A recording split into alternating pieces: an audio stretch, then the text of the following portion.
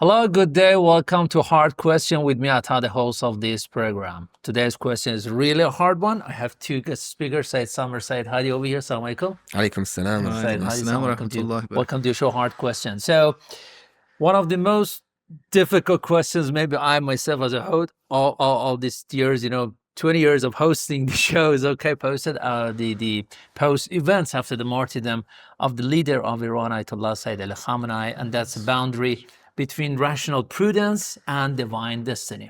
We know that on February 28, 2026, the leader of Iran was assassinated. He was killed in his workplace, very much close to his residential area. Some say more protection was needed. In fact, different layers of protection must be multiplied. Even the vehicles that took the leader over there, we can say, must be protected more. Yet others say that, okay, we don't want a leader in a shelter. According to the Shia culture of martyrdom and the Shia culture in general, we want our leader among the people. Now, what is the thin line between rational prudence and the divine destiny? Say Samar, say Hadi, I don't know. Say Samar, start with you. Yeah, I can start. Assalamu alaikum. Thank you for having me you. on the program. It's a pleasure to be here. Thank you. So I think the first thing that we need to discuss to be able to figure out what's happening, you mentioned the Shia school of thought. Yes. So we really have to figure out what we mean by that. And then rational prudence, what does that mean? Divine, judgment and divine culture and Shia culture, what does that mean? To be able to really figure this out, we have to understand that there's three narratives, right? The first narrative is that of the empirical narrative. For example, if we think about death, right? If we come from the West, or we believe in, Marxism, communism, capitalism, whatever we think of, if that's the narrative that we have, then it's all about numbers. And if you, for example, play a soccer match or a football match, who's the winner? The one that scores the most goals. Yes. That's the winner. Okay. That's empirical, right? So whoever gets the most number of goals is the winner. Now, some people will actually say, okay, it doesn't matter how they get those goals. They can be punching people, they can be bashing, the ball can go out of the court, they'll still play on and score. It could be in a defensive way, like Could Arsenal, be defensive, attack, it doesn't matter. The champion of the league. And then they make up rules, the ball can't go out of this. But the whole point is it's based around this one thing. How many goals did each team score? And based on that, they'll say that one is the winner. All right. There's another narrative, the satanic narrative. We're going to leave that alone, okay? Because that's kind of Satan playing on the minds of people. So let's just leave that alone. But then there's another one, the divine narrative. That's where the Shia culture comes in. That's where the culture where martyrdom is actually a grand thing comes in. Because it's not about numbers. It's not about how many bullets or missiles were fired. It's not about how many hospitals or schools they destroyed or how many people got killed on this side or that side.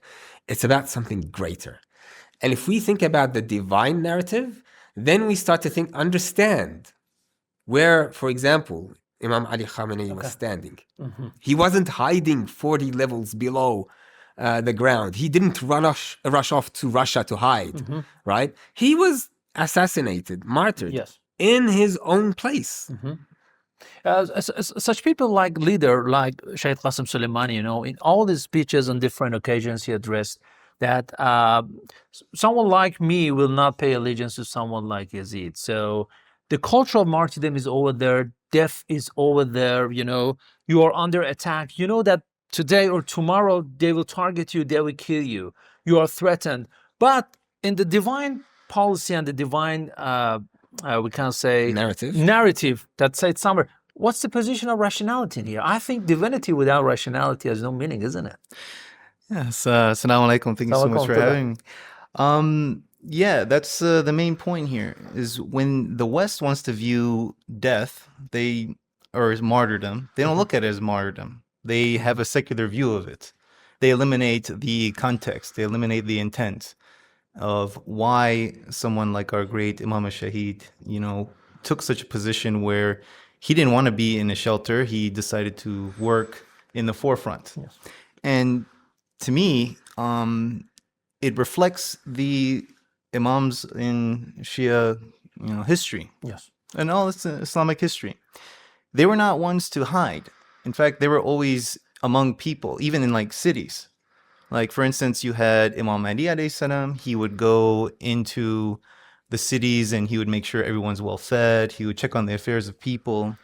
Even when he assigned Malik al-Ashtar, he told him to, when you go and you visit the people, do not take your guards with you, so they feel comfortable. Yes.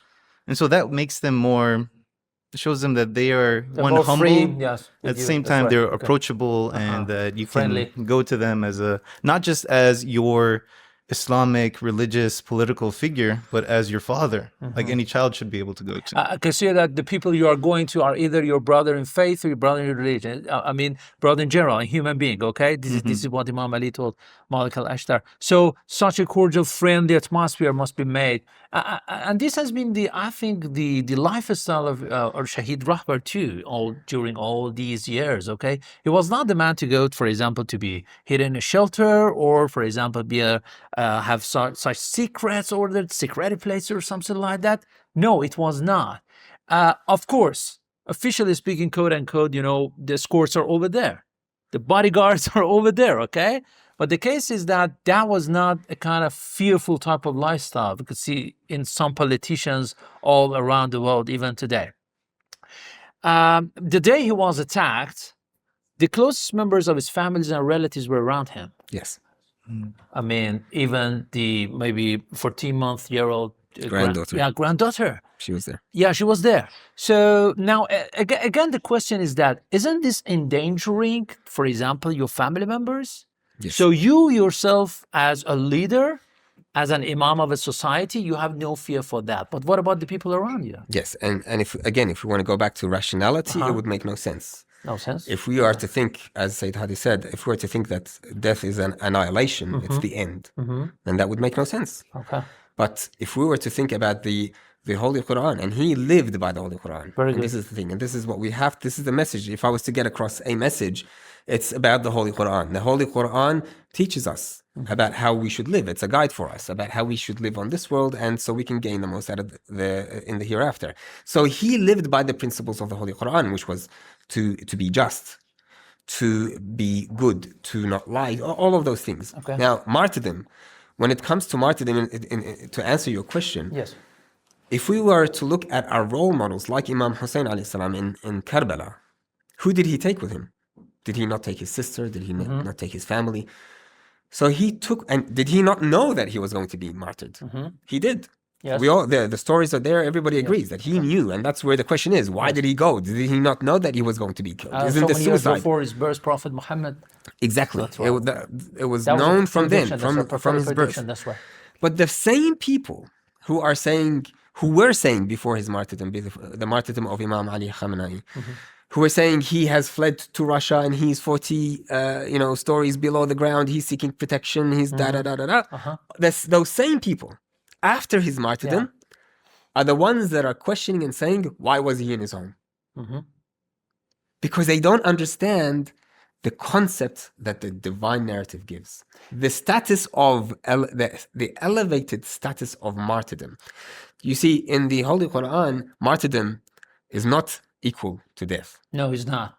And do not consider those slain in the way of God as dead, okay? Rather, they are alive, okay? Yes. This is the ayah of the But Holy we don't Quran. feel it. We don't feel it. At the same time, the Holy Quran, we have an ayah that says that, and do not kill yourselves. Yes. In fact, do not go and kill yourself. So I want to get to this killing part. I mean, what does it mean that, how we can distinguish between killing yourself uselessly and putting yourself on the path of martyrdom? It all comes down to intention. Now, see, in Islam, everything is based on that intention that you have. Ikhlas, like That's your right. niyat, like the action is all based on that. So if you're killing yourself, it depends. If one is killing themselves because of the difficulties of life and they just want to escape, this is not in the Islamic view, in the Quranic view, in Allah's view, this is not the rational way of handling that. You have to strive harder, you have to stay committed to Allah and everything. But for instance, you will have cases like during the Islamic Revolution, you had Shahid Fahmideh. He was a young boy. Yes. And he had saw that there was a platoon of tanks coming. Yes.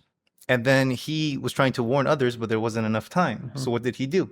He strapped explosives on himself, ran under the tank, Mm-hmm. and the tank blew up. Yes. That caused that entire platoon to think they fell into a trap. All right. So yeah, on the surface, in the secular view, they say, yeah, this was suicide. And the only person that was called a rahbar by the late Imam Khomeini was Shahid Fahmida. The late Imam Khomeini only called him. He said that rahbar millatama, okay, the leader of our nation is this 13-year-old man. But you see, the point here is he wasn't killing himself for his own sake. No, he was trying to save others, and he did. Very good. He saved so many lives just from that one act. But the cost was his life. Mm-hmm. That's it. And the life is the most precious thing granted to human beings by Allah subhanahu wa ta'ala. So, it's, as said, Hadi said, uselessly you are going to commit suicide, and the rate of suicide in the Western world, secular, was really high. So through different means, okay. But again, now this is a question that how we can understand what's the intention of the person, the need of the person. That's a hard question. But just to reiterate what was just said, even in Hollywood movies, right? Even in Hollywood movies, who are the heroes? The heroes are usually the people who give up and sacrifice. Yes. And the movies with the happy ending are the movies where we thought the hero has died, but some, scenes later, they come back to life. Yes. Okay? To be continued in the second episode. For example, in the second sequel. With the movies with the sad ending is where the hero has self-sacrificed to the point where he's actually dead. Okay? Okay. But at the end of the day, they're both self-sacrifice. Yes. Right? So even in the West, even if we take religion out of it, even in the secular sense of the word, even if we don't have a look at the ayat of the Holy Quran, when we're self-sacrificing, that's the highest elevated status that a human being can reach. When you give from your own to the others. The most beloved thing that is your life. That's right. That's the most beloved thing to you is your life. Yes. So when you're sacrificing that for the sake of others, for the sake of, now, if we don't want to talk about religion, then we don't want to say for the sake of Allah, okay? But if we're going to sacrifice, such as Martyr Fahmida, he sacrificed his life in order to save many other lives. So how can we question his intention there?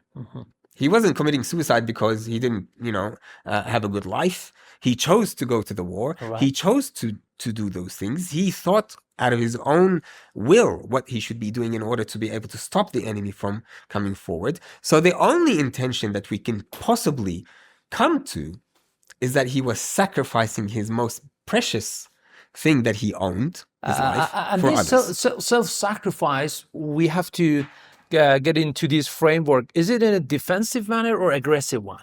So you are not going to initiate a war against someone by killing yourself. You are going to defend your value system in a defensive way and now accept the culture of martyrdom wholeheartedly. I think these two things have to be distinguished over here. So we did not initiate a war. The Shahid Rahbar has always said that we are not warmongers.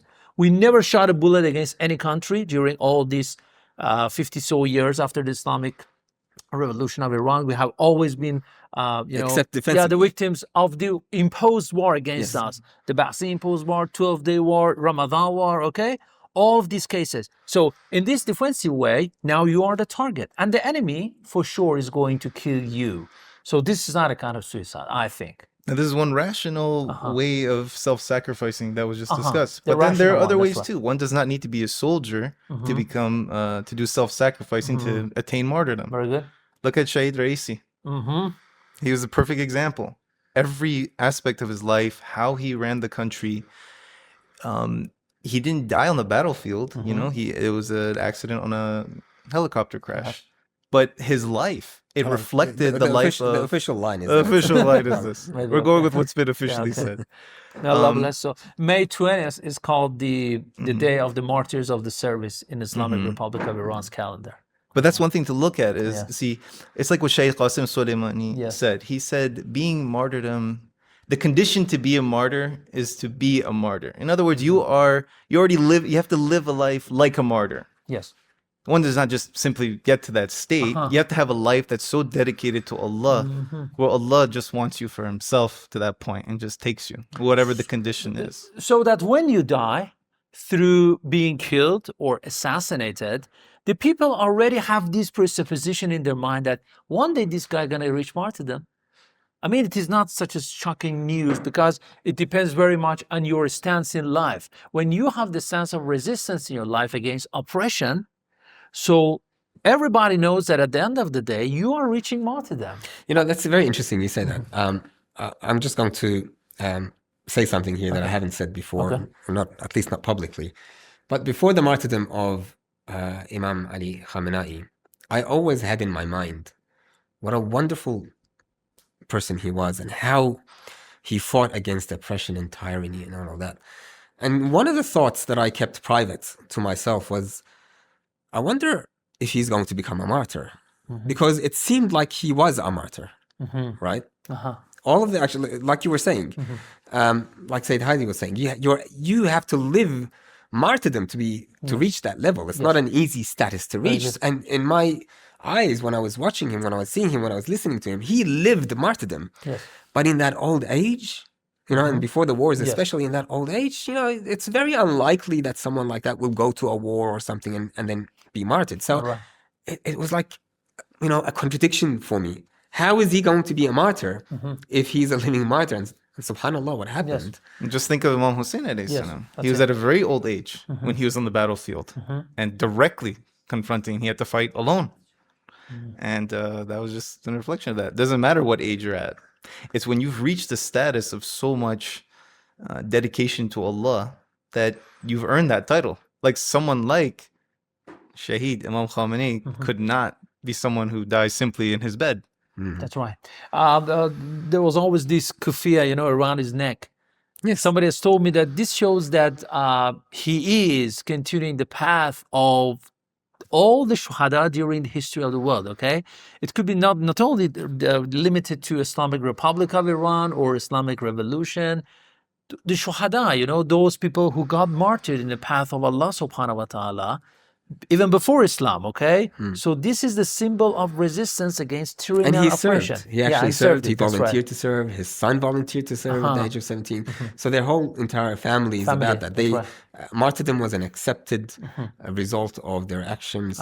And why were their actions like that? Because they understood the divine narrative. I'll go back to the divine narrative. If you can go back to the Holy Quran and sort of understand what the divine narrative is, it becomes... Now the serious question is, why now? It could have been happening before too, okay? It could be, for example, because the enmity of Zionist American forces with Islamic Republic of Iran is not something new. It's more than 47 years from day one of the Islamic Revolution of Iran. They started the enmity with this nation. So why now?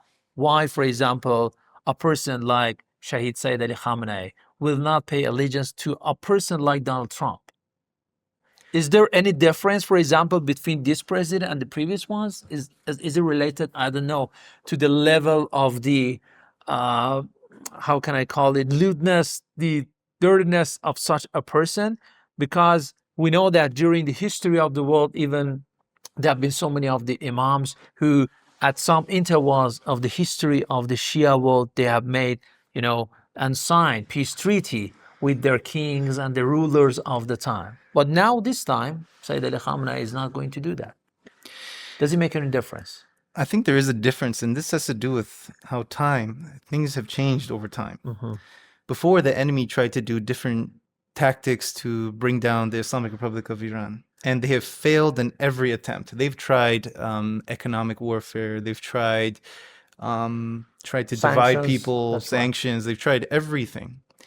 But when none of these efforts work, when they can't even turn like Iran's allies against Iran, none of that works. They have to do things straight. They confront directly.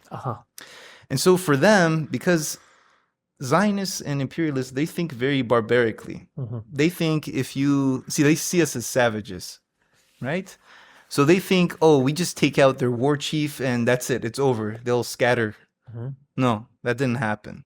Because we are the nation of Imam Hussain, we're the nation of martyrdom. They think they won. Initially, they thought they won. What happened was you went from one great leader to a nation who are willing to become leaders on the same path. So this is how. So when you look at things in the divine narrative, on the surface, yeah, it may seem like a loss, but what did Allah bring? This is what the enemies of Islam don't understand, isn't it? It I mean, is. the cultural martyrdom is not going to be understood by the enemies of Islam. Why? This is a serious question. Why they don't get this point that through killing people, through killing these steadfast people on the path of Prophet and the Imams, you cannot cut this line. You cannot silence them. That's right. Why? I mean, does philosophy, does theology, I don't know, any Western type of knowledge which is over there, discussed, searched over there, can they answer this question or not? As to why it cannot be silenced? Yeah. Well, I think people will always resist. People always just want justice. People will always want to be on the right side of history, as it's been put. And those who stand on the right side of history and fight for justice will always prevail. And I just want to sort of go back to the point here where he said, it may seem like a loss. Yes. The only way it will seem like a loss is if you consider death to be a loss. But if you just put that aside for a moment, America actually lost in every single possible way you can think of. This has been the biggest, largest, most humiliating loss for the Americans since Vietnam War. And Vietnam War is actually the most humiliating for the Americans. In other words, this has been the most humiliating in the history of America.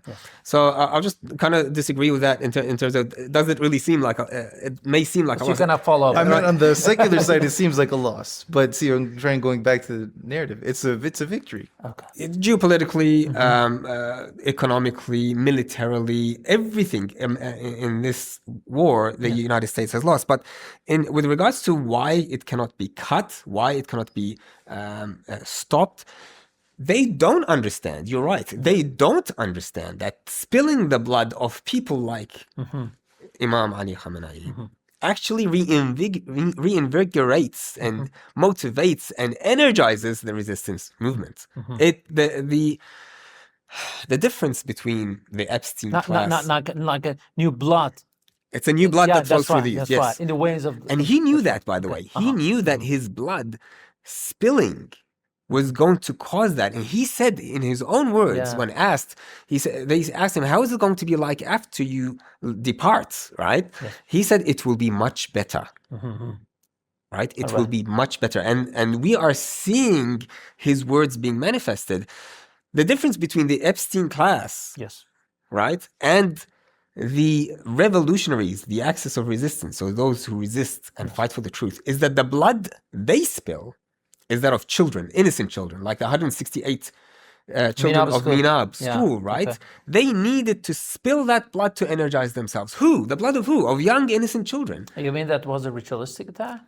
I have no doubt. Now, they have not officially announced that. Yes. They're not going to admit to it, and still under investigation and what have you. But if they claim to know everything about every movement in Iran, and their technology is so precise, and they know exactly who's doing what and where, and they knew that was a school. According to their own claim, they knew that this was school. It was a double tap strike, 40 minutes apart. They waited for the children to go back into the masjid for protection, and they came back 40 minutes later to strike the masjid. Of course, it was deliberate. And the missiles that are equipped with the cameras, that's right. Absolutely. Okay. So, the blood they spill is an Epstein satanic Baal kind of blood. The blood that is spilled from our side is that of justice, or is that of resistance. So how much is this going to be continued? Well, this will continue. I mean, they will kill as many as possible, okay? They've shown that, okay, even maybe the entire, we have seen in the case of Gaza. So they did so, killing as many innocent children, women, as possible. So at some line, we will think to ourselves, I mean, this is the power of rationality now that says that, okay, so they're going to kill you as more as possible. So isn't it better not to resist and stop them? Because this is the young generation, the main backbone of a society. You're losing. So obviously this battle is not, if one looks at it at just the secular view, it's just a battle between two countries. But in the divine narrative, this is a battle between truth and falsehood. Falsehood, that's right. Right? So this battle is going to go on till the end of time, at least until the Zuhur of Imam Zaman, and then after his establishment, justice is on earth, all will be completed. But for now, this is the ultimate test for for us.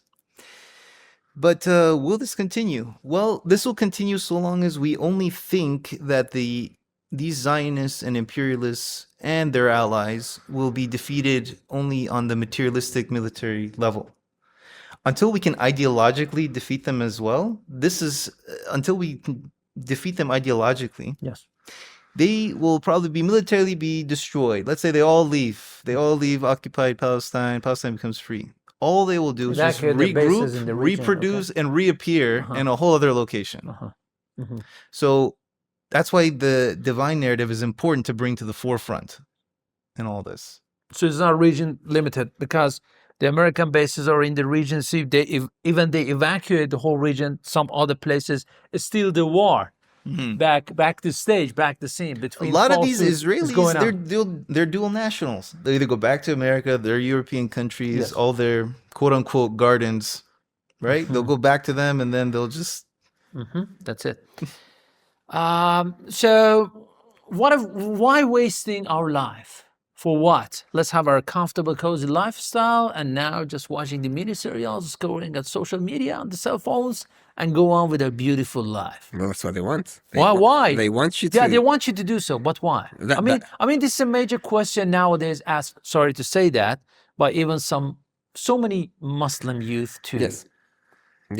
I'll rephrase the question. Why would you want to waste your life on social media? That's a waste of life. Going out to resist, fighting for justice. At least you are not losing your life. Well, again, you're not losing your life. Who are the greats in the world? Who is remembered? Who is remembered in this world? For example, when you have a look at Yazid, Yazid and Imam Hussain alayhi salam, who's remembered? Imam Hussain alayhi salam. Yes. Yazid is known as the drunk who plays with monkeys, and he a womanizer, that's right. Okay. So who's Imam Hussain? Imam Hussain alayhi salam is remembered as the one who fought and stood up against the tyrants. Yes. Who do we want to be? Now, there's always two groups. There's not three groups. Usually people talk about three groups. Those who are oppressors, those who are fighting against oppressions, and those who are in the middle, kind of, the let's wait and see. Society, 50, the grey society. Okay. Okay. Yes. And they even go to those who resist and say those very things. They say, why are you fighting, man? Just sit down, settle down, live your life, right? It doesn't matter. Let them be, and so you can save your life. This middle group, which is the majority of people, unfortunately, they end up, and there's a lot of Quranic stories we can bring to highlight this, but they end up being with the oppressed. There's only two groups. There are this oppressor group, the silent ones and the oppressors, and there's the resistance group. The resistance, those who fight against tyrants and against oppression, they're the victorious ones. They're the ones who are living life in the true sense of the word, not in the materialistic sense of the word. But it needs time, Sayyid, because historically speaking, those people who won the game against Imam Hussain alayhi salam on that time called themselves victorious. The people believed them because they have said, okay. And now the same story is repeating itself. Let me ask you, Umar ibn Sa'd, he called himself victorious. What happened to him?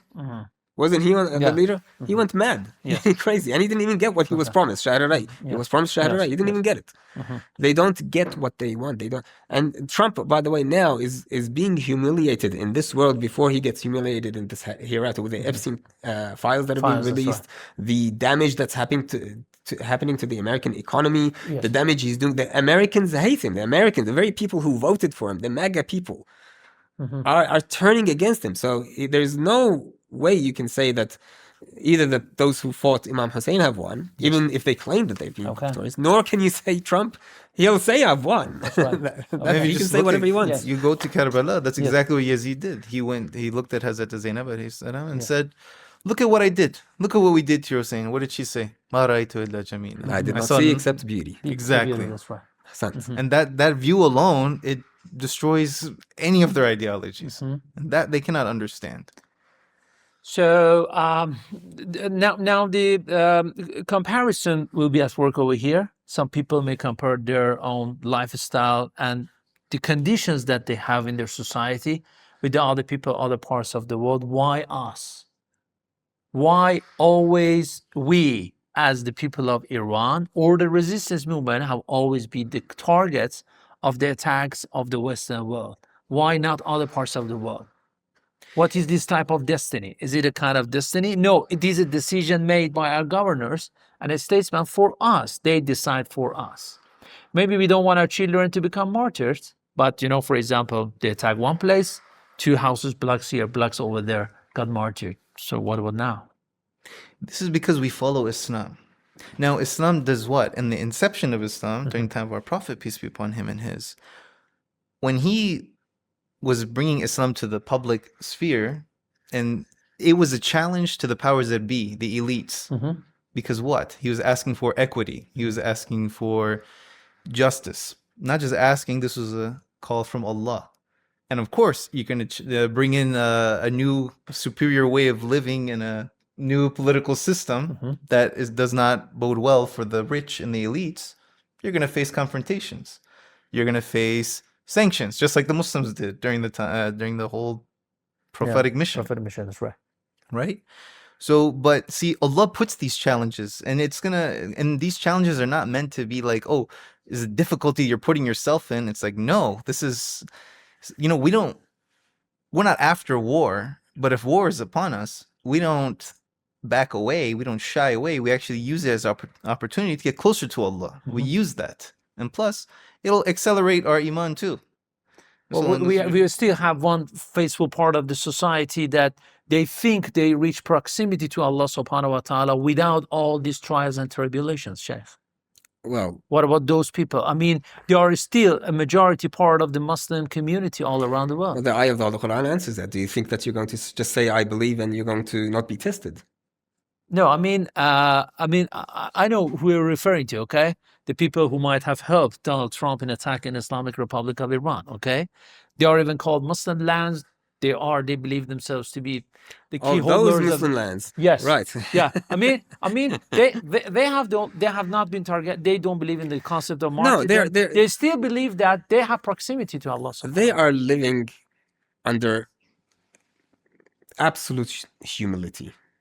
And the slogan we have is Hayhat min al-Dhillah. We do not accept humility. We would rather die with dignity than live on our knees. Right? Okay. We saw what happened to those countries when on February 28th the Americans attacked, and Iran promised that it was going to be a regional war. Fire, that's right. Yes, and they kept their promise, and as they have been for all these years, they attacked the U.S. interests in those countries, and we can name them the UAE and Bahrain and Kuwait, Bahrain, Saudi Arabia. The 4 countries Donald Trump has always thanked in his speeches. That's right. So these countries were not protected by the very people who promised them protection as a result of giving them access to land and airspace and having U.S. bases there. Nothing. There was no protection at all. And they're living in that humility right now. They've just realized that all of these years where they've been giving money to the U.S. has been just nothing but a hoax. They've been dumped. Right? So, and they need to realize, like the UAE, unfortunately, still to this day hasn't realized that their neighbors, Iran, actually wants to look after their interests. Can we ask their religion now? I mean, can we ask about their faith and call them as non-Muslims? We cannot do that, Sayyid. I didn't make that claim. I didn't make that claim. But what I'm saying is that if we are talking about this divine type of, we can call it destiny. So divinity and these divine calculations that we are making over here in order to justify the concept of martyrdom, we could still say that. So majority of the Muslim population all around the world do not believe in the concept of Shahada in this way and the martyrdom in this way. The majority of who? Of the Muslim community. Do not believe in Shahada? Do not believe. Believe me, they do not believe. I mean, because in the now I don't want to do the kind of sectarian type of analysis, but if you go to the Sunni world now and the Sunni population, can you find this culture of martyrdom over there? Palestine. No. Can we? No, a majority of them. I'm not talking about exceptions. The countries that you named, Can we find the culture of martyrdom over there? Now, there's a difference between culture of and belief in. Which one are we talking about? Do they believe in martyrdom but don't have that culture? And they do not apply it in the life. But they believe in it.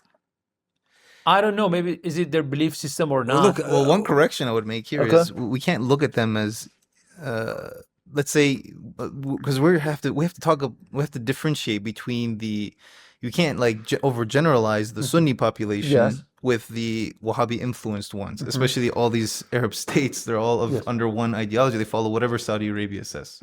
Saudi imposed family. That's all right. Right. So, of course, they're going to not emphasize on certain things like martyrdom because, they talk about, you have to have friendliness with Ahlul Kitab, but they frame it that way. But Ahlul Kitab to them are the Zionists and imperialists, not the Yahud that Allah is describing. Okay. But, so I guess that point I just wanted to make, that we should make the distinction there. Because we can't blanket all Sunnis. Because look, if you go to Palestine, as Sayyid Samar just said, all of the Palestinian resistance, they're Sunni.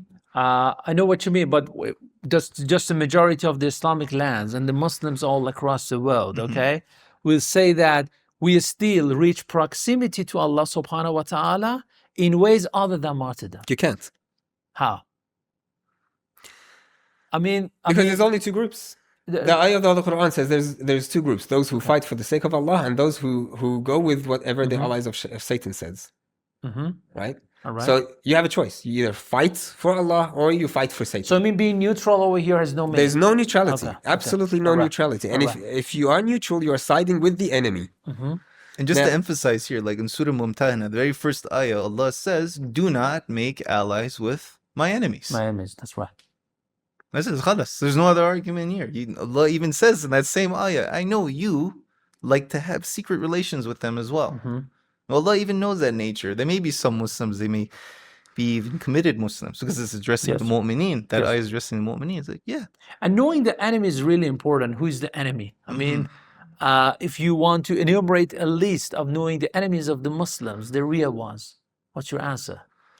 Well, they know who the enemy is. No, I'm not talking about any specific country or government. Right. I'm talking about the list of the features or characteristics of such an enemy. How important is it to know? It's very important. Of course, if you know your enemy, you can stop them at the doorstep and stop them from having influence over you. If you know who Satan is and what he does and how he tricks you, then you are able to overcome those things. Likewise with the enemy. Right. And knowing the enemy nowadays, knowing the Yazid of your time now is as important as knowing the Imam Hussain of your time now. Okay. If you don't know who your Imam Hussain of this world is or who your Yazid of this world is, you are going to be in those middle group of people who say, let's just live our life, man. Why do we have to resist?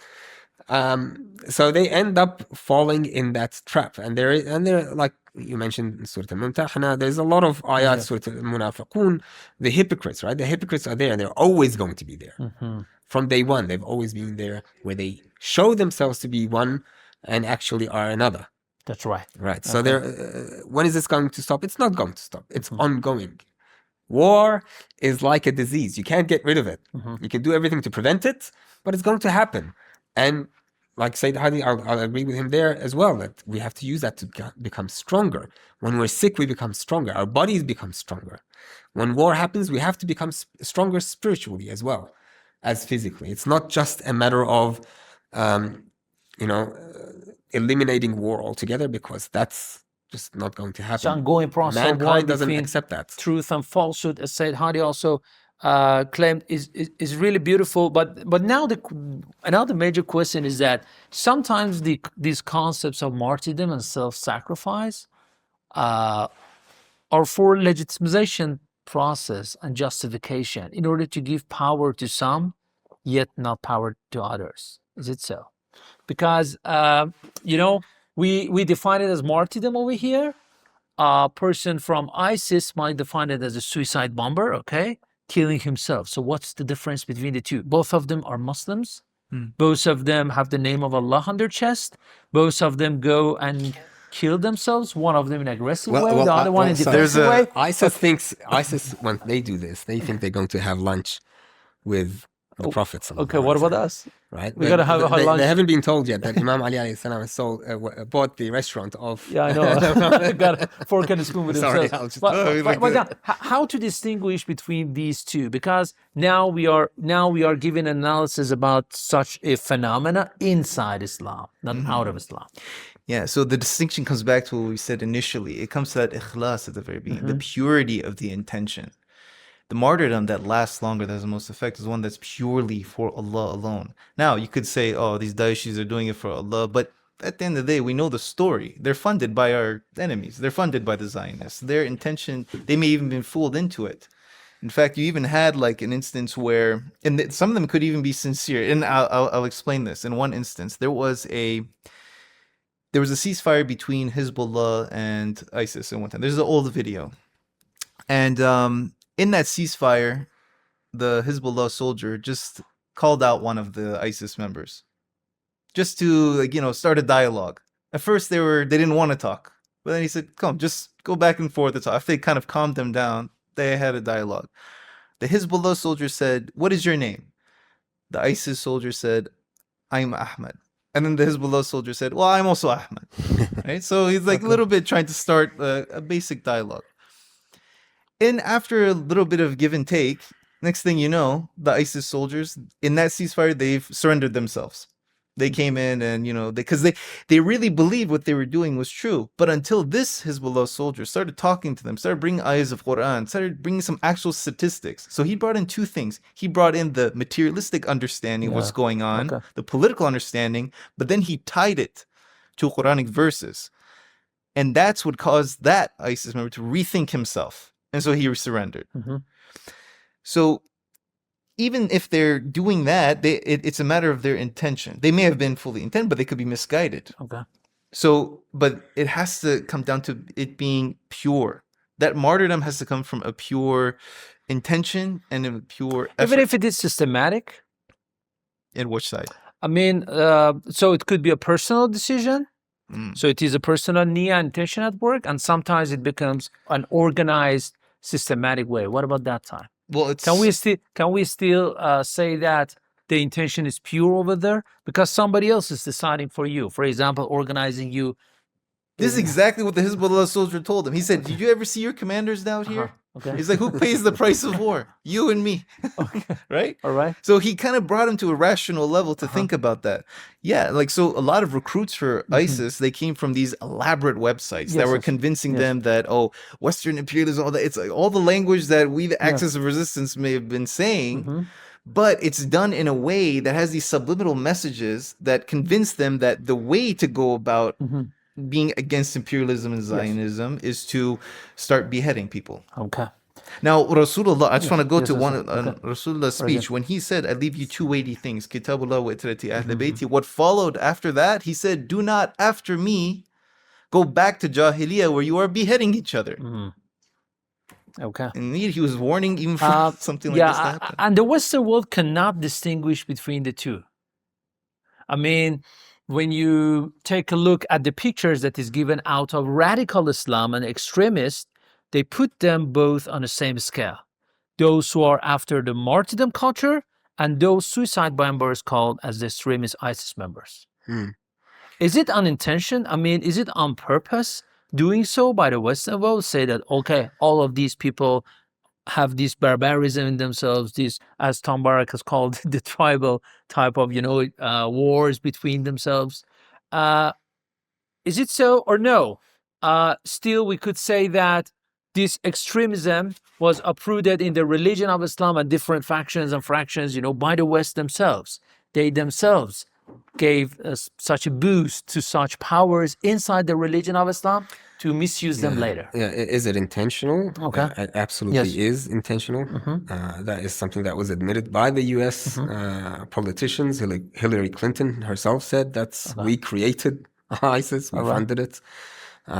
So why did they do that? They actually are very aware of the religion of Islam, and they know how to manipulate it by using those subliminal messaging and ways to try to show the world that all of Islam is a terrorist, and they use those sort of muqaddamat, what do they call it? Prerequisites, right? To come up with conclusions, right? Everybody who's, for example, in Iran is a Muslim, and every Muslim is a terrorist, and therefore everybody in Iran is a terrorist. That's the conclusion they come up with, right? They come up with these preludes. The prelude is wrong to start off with, but this has been inbuilt into the system, and it starts from years and years of plotting and planning. Yes. Well, for example, if you go into, and I'm sure you've watched the animation Aladdin, for example, Aladdin, right? Aladdin, Very popular. Yeah, okay. Right? Who's the bad guy? A guy called Jafar. Yes. Right? Jafar, he's wearing a turban. Yes. Right? What color turban is it? A black turban. Yeah. All the bad guys wear black turbans. Why do all the bad guys wear black turbans? Why? And have a beard. And they have a beard. And distinctly have the names of Ahlul Bayt in them. Yeah, they're all Jafars. Yes.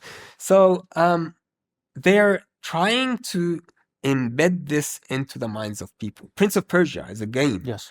It was very popular in my day. I'm kind of an old guy now, but it was popular. Who's the ultimate guy that you go and try to fight? This guy in a black turban again.